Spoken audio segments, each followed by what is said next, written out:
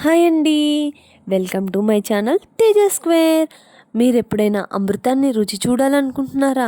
అమృతాన్ని రుచి చూడాలంటే ఒక్కసారి ఈ పెరుగిడ్లీ ట్రై చేయండి.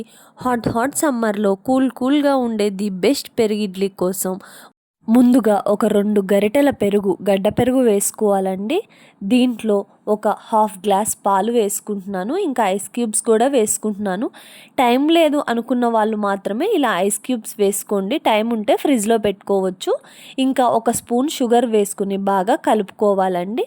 ఇప్పుడు ఇంకొక బౌల్లో కూడా ఒక చెంచాడు పెరుగు వేసి ఒక గ్లాస్ నీళ్లు పోసి బాగా పల్సటి మజ్జిగలా చేసుకోవాలి. ఇందులో ముందుగా చేసుకున్న ఇడ్లీలన్నీ వేసి నానే వరకు పక్కన పెట్టుకోవాలి. ఈలోపు పోపుకి రెడీ చేసుకుందామండి. పోపు కోసం స్టవ్ మీద బాండీ పెట్టి ఒక స్పూన్ ఆయిల్ వేసి ఇందులో పోపు దినుసులు ఒక చెంచా శనగపప్పు, మినప్పప్పు, ఇంకా ఆవాలు, ఒక చెంచా జీలకర్ర వేసి బాగా ఏగనివ్వాలి.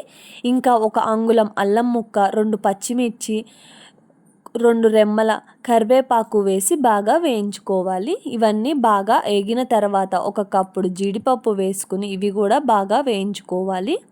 ఇవన్నీ సిమ్లో పెట్టి బాగా వేయించుకుంటున్నాను, ఏవి మాడకుండా ఉండటం కోసము.